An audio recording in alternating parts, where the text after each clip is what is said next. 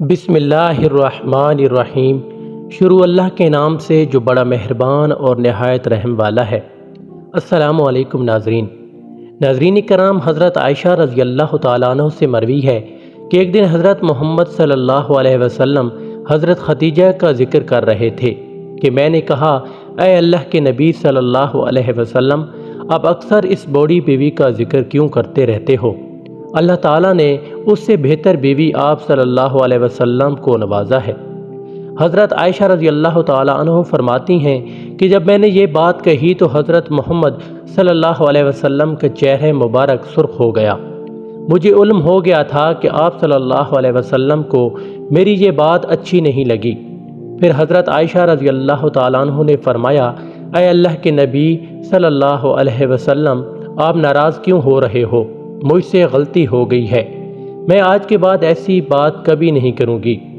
حضرت محمد صلی اللہ علیہ وسلم نے حضرت عائشہ رضی اللہ تعالیٰ عنہ کو معاف کرتے ہوئے فرمایا کہ حضرت خدیجہ رضی اللہ تعالیٰ عنہ کو میں کیسے بھول سکتا ہوں؟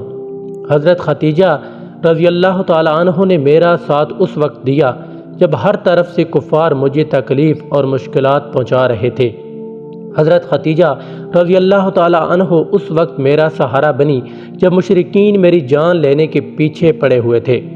تمام بیویوں میں سے حضرت محمد صلی اللہ علیہ وسلم اپنی پہلی بیوی حضرت خدیجہ رضی اللہ تعالیٰ عنہ کو اکثر یاد کرتے رہتے تھے، ان کے لیے اللہ تعالیٰ سے مغفرت کی دعا کیا کرتے تھے۔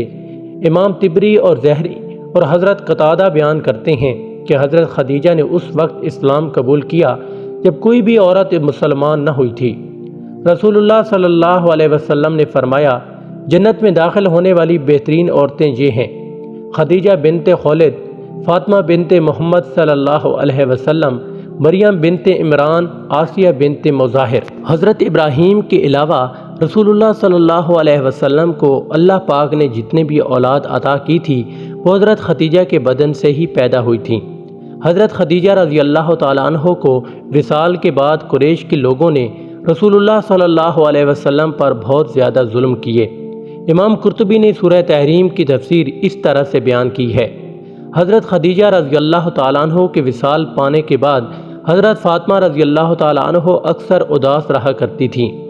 ایک دفعہ حضرت فاطمہ رضی اللہ تعالیٰ عنہ نے رسول اللہ صلی اللہ علیہ وسلم کو فرمایا، اے بابا جان، آپ صلی اللہ علیہ وسلم حضرت جبرائیل علیہ السلام سے میری والدہ کے بارے میں پوچھیں۔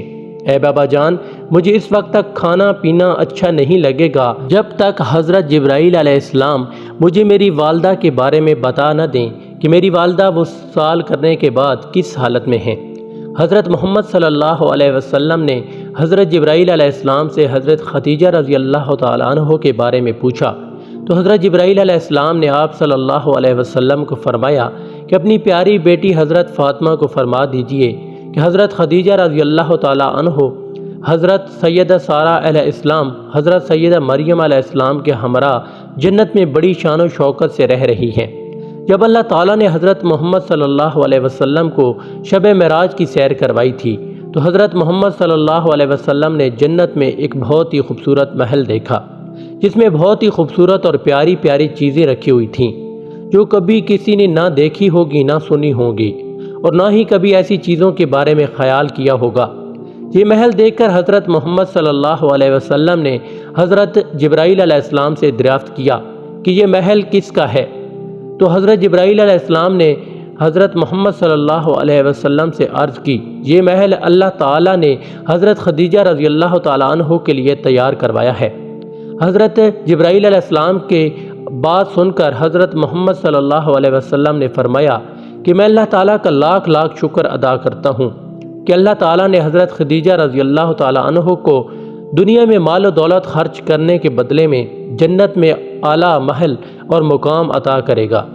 اس بات میں کوئی شک نہیں ہے کہ حضرت خدیجہ رضی اللہ تعالیٰ عنہ کی زندگی عورتوں کے لیے بہترین نمونہ ہے۔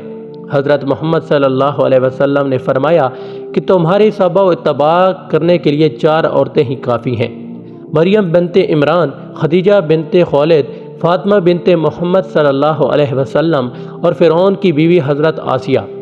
حضرت خدیجہ کو پہلی عورت ہیں جن کو اللہ تعالیٰ نے خود اس سلام بھیجا تھا۔ اور جنت میں اعلیٰ محل کی بشارت سے نوازا تھا۔ قرآن پاک میں سب سے پہلے آپ رضی اللہ تعالی عنہا کو ام المومنین کے لقب سے نوازا گیا۔ حضرت خدیجہ رضی اللہ تعالی عنہا نے ہی سب سے پہلے حضرت محمد صلی اللہ علیہ وسلم کی تصدیق کی تھی۔